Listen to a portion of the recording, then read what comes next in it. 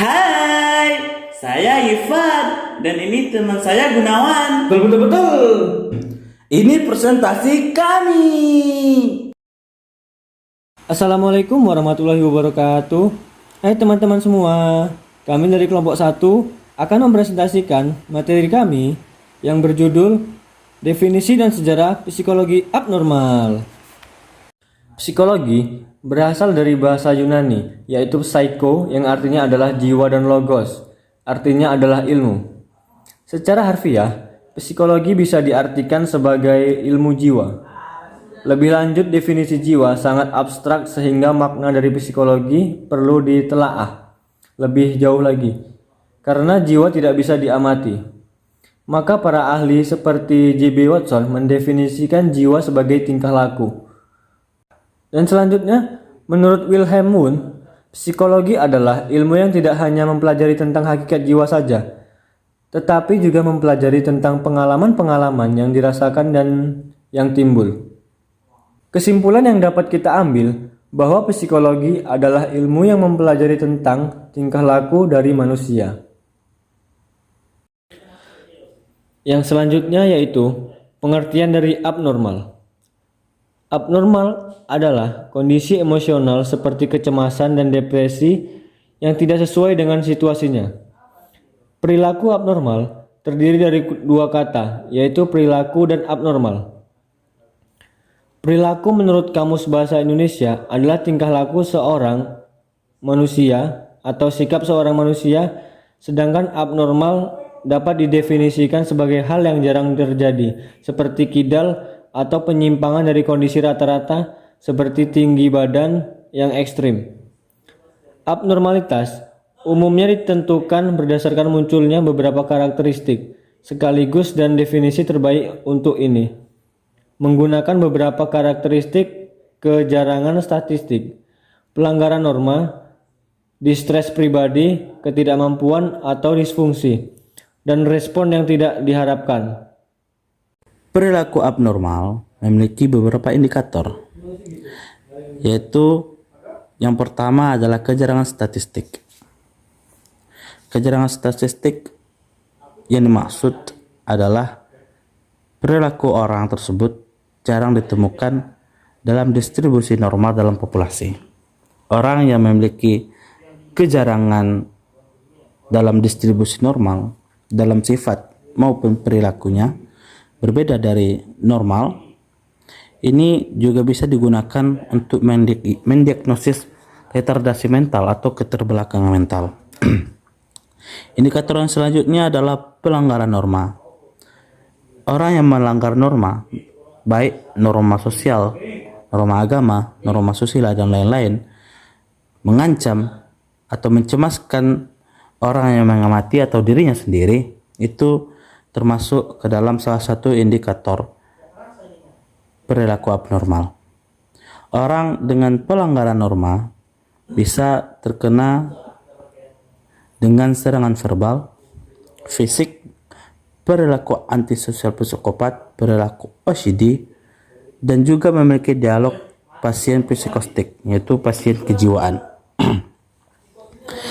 Indikator yang selanjutnya adalah distres pribadi atau tekanan pribadi. Apabila menciptakan tekanan atau siksaan besar pada orang yang mengalaminya, itu disebut distres pribadi.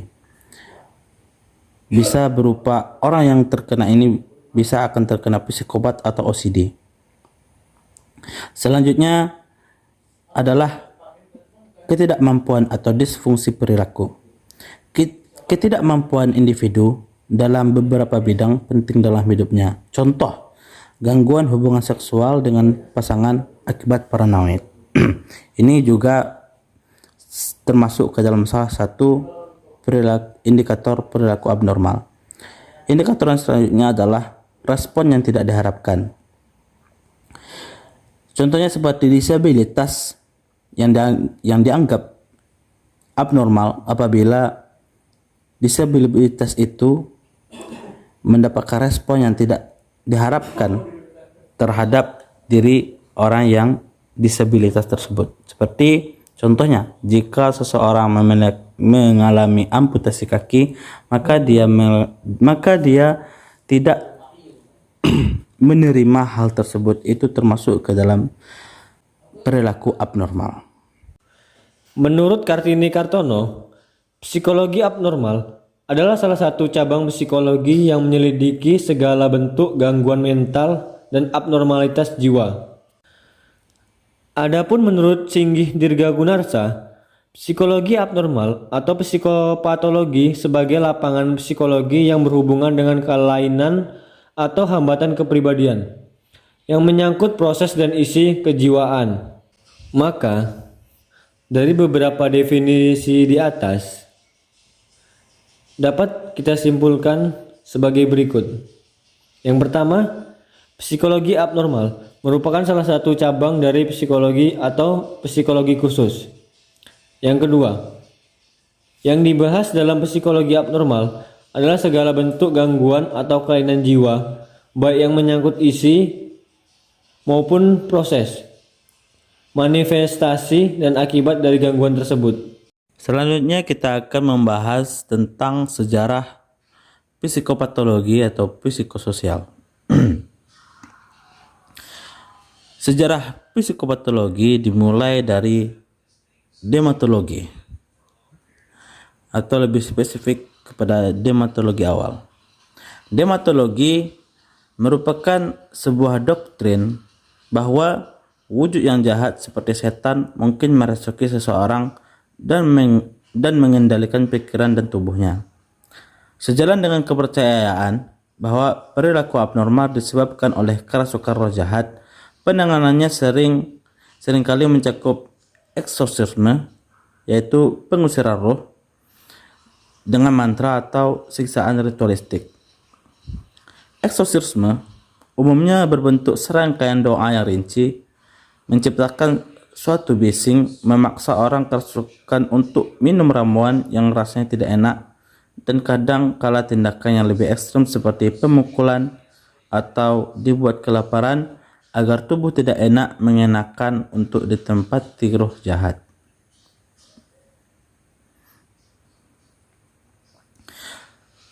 Selanjutnya, sejarah psikopatologi bergeser kepada sematogenesis.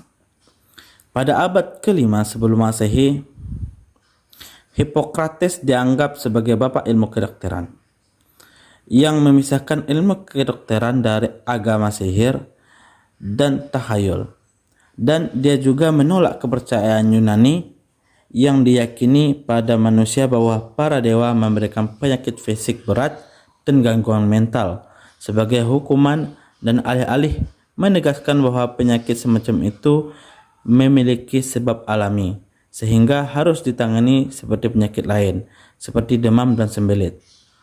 Hippocrates merupakan pelopor pertama sematogenesis. Sematogenesis ini adalah suatu istilah yang merujuk bahwa masalah yang terjadi pada soma atau tubuh fisik akan mengganggu pikiran dan tindakan. Psikogenesis adalah kepercayaan bahwa suatu gangguan berawal mula dari faktor psikologis. Hippocrates mengklasifikasikan gangguan mental ke dalam 3 kategori, yaitu mania, melankolia, dan perinitis atau demam otak. Hippocrates percaya bahwa fungsi otak yang normal, maka kesehatan mental juga normal, bergantung pada keseimbangan yang baik antara 4 humor atau cairan tubuh, yaitu darah, cairan empedu hitam, cairan empedu kuning, dan lendir. Jika tidak seimbang maka menyebabkan gangguan. Hippocrates berpendapat bahwa otak adalah organ kesadaran kehidupan dan emosi. Sekaligus dia berpendapat bahwa pikiran dan perilaku yang menyimpang adalah indikasi terjadinya suatu patologi otak.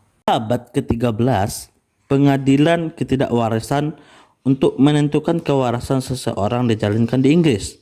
Pengadilan tersebut dilakukan di bawah hukum kerajaan untuk melindungi mereka yang sakit jiwa, dan penilaian ketidakwarasan memberikan hak pada kerajaan untuk menjadi pelindung tempat orang tidak waras.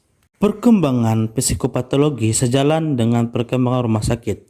yang mana rumah sakit jiwa adalah sebagai pusat rehabilitasi dari orang yang terdampak psikopatologik. Pada akhir abad ke-15 dan awal abad ke-16, rumah sakit jiwa atau penampungan untuk orang gila mulai menjamur di seluruh Eropa.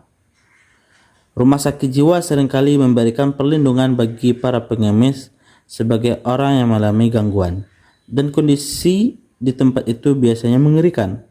Para penghuninya seringkali dirantai di tempat tidur mereka dan dibiarkan terbaring di tengah kotoran mereka untuk berkeliaran tanpa ada yang membantu.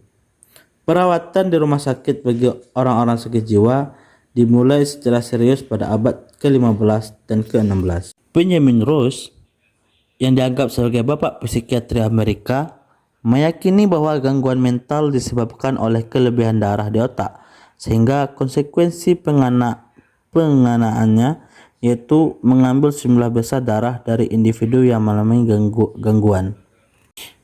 Philippe Pinel atau reformasi Pinel seringkali dianggap sebagai figur utama dalam gerakan bagi penanganan manusiawi terhadap orang sakit mental di rumah sakit jiwa. Pinel adalah orang yang ditugaskan untuk membuka rantai orang-orang di penjara di La Bistrie, Prancis, sebuah peristiwa yang bahkan diabadikan dalam beberapa lukisan terkenal. Pinel dikisahkan mulai merawat para penghuni sebagai orang sakit dan bukannya sebagai binatang liar. Perkembangan sejarah psikopatologi mengalami beberapa lika-liku yang sangat panjang.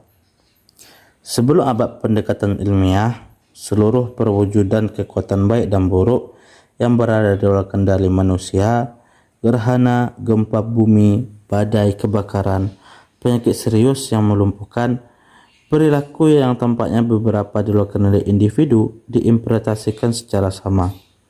Sepanjang sejarah, keyakinan akan kekuatan supranatural, setan dan roh jahat telah sangat mendominasi.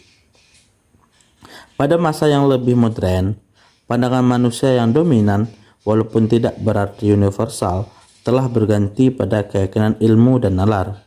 Dalam budaya kita, perilaku abnormal telah dipandang sebagai produk dari faktor fisik dan psikososial, bukan akibat kerasukan setan. Demikianlah presentasi kami dari kelompok 1. Kami ucapkan terima kasih dan jumpa lagi. banyak maaf. Wassalamualaikum warahmatullahi wabarakatuh.